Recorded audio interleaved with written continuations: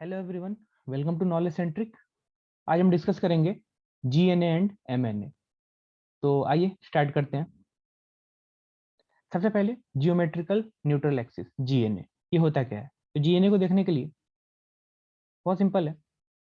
आप ऐसा समझो कि एक डीसी मशीन है, ठीक है।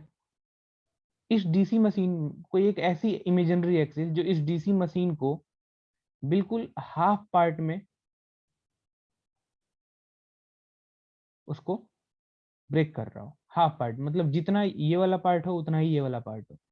तो कोई एक ऐसा एक्सिस, इमेजिनरी एक्सिस है जो उस मशीन को बिल्कुल हाफ पार्ट में सेपरेट कर रहा है, अलग अलग कर रहा है। तो ऐसे एक्सिस को हम बोलेंगे जीएनए।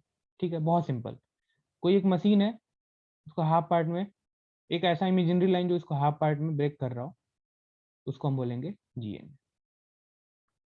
अब बात आती है कि जीएनए शिफ्ट हो सकता है क्या? मतलब जीएनए अभी यहाँ पे है, कोई एक मशीन है जो यहाँ पे है, कोई एक मशीन है जिसका जीएनए यहाँ पे है, इस पॉइंट पे, इस एक्सिस पे।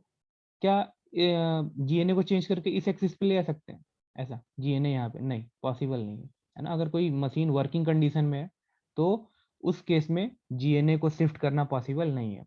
ठीक है, तो जीएनए को शिफ्ट नहीं कर सकते। अब बात आती है कि क्या अगर जीएनए को शिफ्ट करना हो तो क्या करें? मतलब अगर कोई बोले कि नहीं नहीं हमें शिफ्ट ही करना है, तो क्या, तो शिफ्ट अगर करना है आपको तो एक काम करो, मशीन को तोड़ फोड़ दो, है ना।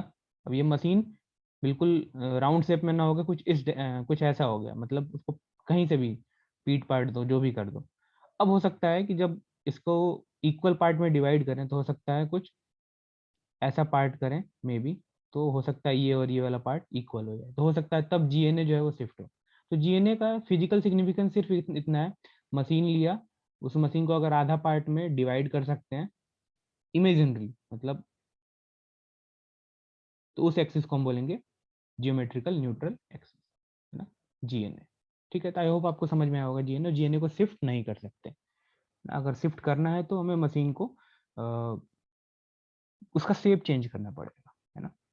तो फिर वो मशीन काहे की रहेगी, है ना। चलिए, नेक्स्ट है मैग्नेटिक न्यूट्रल एक्सिस, एमएनए।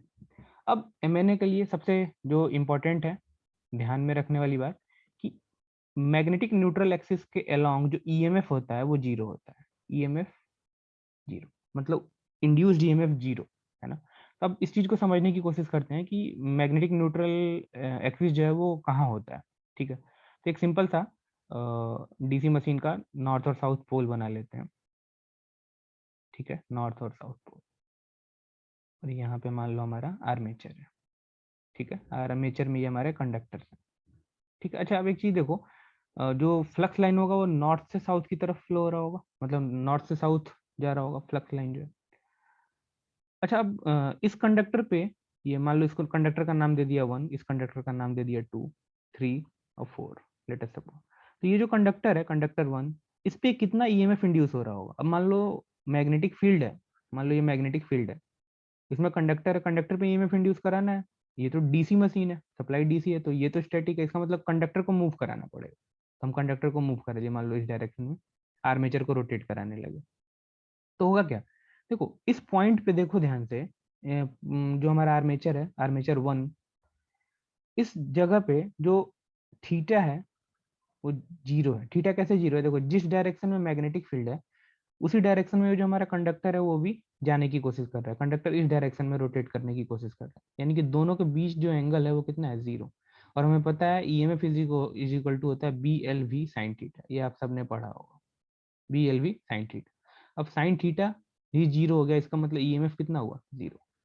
यानी कि इस पॉइंट पे, पॉइंट पोजीशन ए पे जो हमारा ईएमएफ है वो कितना है? जीरो। अच्छा, पोजीशन थ्री की बात करते हैं, थर्ड नंबर पे। थर्ड नंबर पे क्या होगा? थर्ड नंबर पे अगर देखो तो जो कंडक्टर है वो क्लॉकवाइज घूमने की कोशिश कर रहा है ना। तो इसका मतलब पोजीशन थर्ड पे वो इस डायरेक्शन में जाने की कोशिश कर रहा होगा। इसका मतलब जो मैग्नेटिक फील्ड है वो इस डायरेक्शन में जाने की कोशिश कर रहा है, और जो कंडक्टर है वो इस डायरेक्शन में। तो दोनों के बीच का एंगल कितना हुआ? 180 डिग्री। अगर दोनों के बीच का एंगल 180 डिग्री हुआ तो ईएमएफ साइन 180 की वैल्यू जीरो होती है, यानी कि B L V into zero, यानी कि जीरो। यानी कि ये वाला जो पॉइंट है, पॉइंट थर्ड या आर्मेचर थर्ड पॉइंट, इस पे भी हमें ईएमएफ क्या मिल रहा है, 0, और 1 पे भी ईएमएफ क्या मिल रहा है, 0। अच्छा, अगर 2 और 4 की बात करें तो देखो, मैं यहीं पे कहीं पे साइड में दिखा दे रहा हूँ आपको। 2, मान लो पोजीशन 2 की बात करें तो मैग्नेटिक फील्ड इस डायरेक्शन में है, लेकिन जो कंडक्टर है वो इस डायरेक्शन में जाने की कोशिश कर रहा है, क्योंकि यहाँ पे कंडक्टर इस डायरेक्शन में रोटेट करने की कोशिश कर रहा है। इसका मतलब दोनों के बीच का एंगल कितना है, 90 डिग्री। और साइन 90 की वैल्यू होती है 1, यानी कि ईएमएफ यहाँ हमें मिलेगा, उसकी वैल्यू होगी BLV। ठीक है, BLV। इसका मतलब यहाँ पे तो ईएमएफ जीरो नहीं हो रहा है, यहाँ पे भी ईएमएफ जीरो नहीं हो रहा है। ये जो एक्सिस है, इस एक्सिस पे ईएमएफ जो हमें जीरो मिल रहा है। इसका मतलब हम ऐसा बोल सकते हैं कि अगर ये नॉर्थ और साउथ का पोल है तो यहाँ पे एक आर्मेचर रखे हुए हैं, आर्मेचर हमारा है। ये जो एक्सिस है, ये एक्सिस, इस एक्सिस पे हम बोलेंगे MNA, यानी एक ऐसा एक्सिस, इस एक्सिस पे जो हमारा ईएमएफ है वो कितना है, 0। ठीक है, अब बात आती है कि दोनों देखने में एक सेम जैसा नहीं लग रहा है कि जीएनए भी यही था, एमएनए भी यही था, लेकिन एमएनए शिफ्ट हो सकता है। वो कैसे शिफ्ट होगा वो हम जब पढ़ेंगे आर्मेचर रिएक्शन, तब मैं आपको बताऊंगा। आर्मेचर रिएक्शन के केस में एमएनए जो है वो शिफ्ट होता है। तो ये एमएनए जो है शिफ्ट हो सकता है बिना मशीन को डिस्टर्ब किए हुए, है ना। तो वो हम देखेंगे जब हम आर्मेचर रिएक्शन पढ़ेंगे। तो एमएनए एक ऐसा पॉइंट या एक ऐसा एक्सिस जहाँ पे ईएमएफ जो है वो इंड्यूस्ड ईएमएफ 0 है। ठीक है। अच्छा, एक चीज और, जैसे देखो, अगर इसको नाम से समझने की कोशिश करो तो मैग्नेटिक न्यूट्रल एक्सिस, मतलब एक ऐसा एक्सिस जहाँ पे मैग्नेटिक फील्ड क्या है, न्यूट्रल है ना। न्यूट्रल मैग्नेटिक मतलब, न्यूट्रल मतलब वहाँ कुछ भी नहीं है, ना पॉजिटिव है ना नेगेटिव है, ना क्लॉकवाइज डायरेक्शन है ना एंटी क्लॉकवाइज डायरेक्शन की मैग्नेटिक फील्ड है ना। इसको समझने के लिए ये फिजिकली अगर आपको समझना हो तो चलो मैं अभी इसको हटा दूँ। ये लेट अस सपोज हमारा पोल शू है, ये है ना। नॉर्मली जो हमारी मशीन होती है वो कुछ ऐसी ही होती है ना, पोल शू होते हैं। वो फ्लैट जैसा नहीं होता, फ्लैट पोल नहीं होता, है ना। ये हमारा नॉर्थ है, ये हमारा साउथ पोल है। अच्छा देखो, नॉर्थ पोल से मैग्नेटिक फील्ड निकल रहा होगा, है ना। नॉर्थ टू साउथ जाता है मैग्नेटिक फील्ड, तो इसका मतलब जो हमारी मैग्नेटिक फील्ड है वो नॉर्थ टू साउथ जा रही है। अच्छा, एक बात बताओ, यहाँ पे मैग्नेटिक फील्ड कितना है। आपको पता है कि जो हमारा मैग्नेटिक फील्ड है वो एयर में फ्लो, मतलब अगर एयर की बात करोगे और आर्मेचर की बात करोगे, आर्मेचर है और एयर है, तो ऑब्वियसली जो हमारा फ्लक्स है वो इस आर्मेचर से ज्यादा जाने की कोशिश करेगा और एयर से कम, क्योंकि एयर की परमिएबिलिटी क्या होती है, कम होती है ना। और हम आर्मेचर ऐसा बनाते हैं जिसकी परमिएबिलिटी क्या हो, हाई हो, है ना। इसका मतलब जो फ्लक्स लाइन है वो यहाँ से अगर निकलेगा भी तो वो इधर से ना ऐसे नहीं जाएगा, वो क्या करेगा, इधर से होते हुए चला जाएगा, क्योंकि इस आर्मेचर की जो परमिएबिलिटी है वो ज्यादा है। इसका मतलब अगर ध्यान से देखो, इस वाले पॉइंट पे आपको मैग्नेटिक फील्ड नहीं मिलेगा, बिल्कुल इस वाले एक्सिस पे, है ना। इस एक्सिस पे आपको मैग्नेटिक फील्ड नहीं के बराबर मिलेगा। तो इसीलिए हम इस वाले एक्सिस को ऐसे भी आप समझ सकते हो कि हम इसको बोलते हैं मैग्नेटिकली न्यूट्रल एक्सिस, एक ऐसा एक्सिस जो मैग्नेटिकली क्या है, न्यूट्रल है। या फिर एक एक ऐसे भी आप इसको समझ सकते हो, जैसे देखो, नॉर्थ पोल से मैग्नेटिक फील्ड आया, ठीक है, और वो मैग्नेटिक फील्ड फिर साउथ की तरफ ऐसे चला गया। तो ध्यान से देखो, ये हमारा मान लो आर्मेचर था। तो अगर इस पॉइंट की बात करो तो देखो, करंट मैग्नेटिक फील्ड की डायरेक्शन इधर है और जाने वाली मैग्नेटिक फील्ड की डायरेक्शन इधर है। तो ओवरऑल आप देखो तो दोनों जब बिल्कुल इस पॉइंट पे आओगे तो दोनों एक दूसरे को क्या कर रहे होंगे, कैंसिल आउट कर रहे होंगे। तो ऐसा भी आप इसको समझ सकते हो फिजिकली। मैग्नेटिक न्यूट्रल एक्सिस एक ऐसा एक्सिस जहाँ पे फ्लक्स जो है वो क्या हो, जीरो हो या ना हो, है ना। तो उस एक्सिस को हम क्या बोलेंगे, MN। और एक चीज और है, अगर फ्लक्स ही नहीं है वहां पे, फ्लक्स जीरो, तो ईएमएफ भी वहां क्या होगा, zero.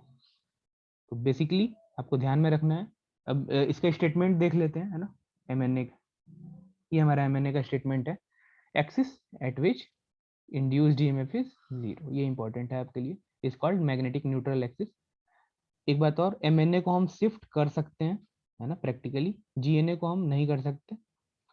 Brush axis always lie on MNA। अब ये क्यों होता है, ये जब हम आर्मेचर रिएक्शन पढ़ेंगे तो उस टाइम पे मैं आपको बताऊंगा कि ब्रश एक्सिस क्या होता है और वो MNA पे रहेगा तो उससे क्या फायदा है ना। और ऑब्वियसली MNA है तो, या ब्रश एक्सिस है तो उस पर जो हमारा इंड्यूस ईएमएफ है वो जीरो होगा। ठीक है, तो आई होप आपको एक क्लियरिटी समझ में आई होगी कि what is GNA, what is MNA, है ना।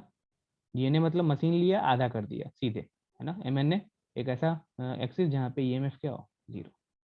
इसको शिफ्ट नहीं कर सकते अगर मशीन को खराब नहीं करेंगे तो, मतलब जीएनए को शिफ्ट नहीं कर सकते नॉर्मली। एमएनए को हम शिफ्ट कर सकते हैं, वो कैसे करते हैं वो देखेंगे हम जब पढ़ेंगे आर्मेचर रिएक्शन। आई होप आपको इस वीडियो से जीएनए और एमएनए क्लियर हुआ होगा। अगर आपको फर्दर कोई टॉपिक डिस्कस करना है तो आप उसको कमेंट सेक्शन में लिख सकते हो। तो फिर मिलते हैं फिर नेक्स्ट लेक्चर में। Thank you so much.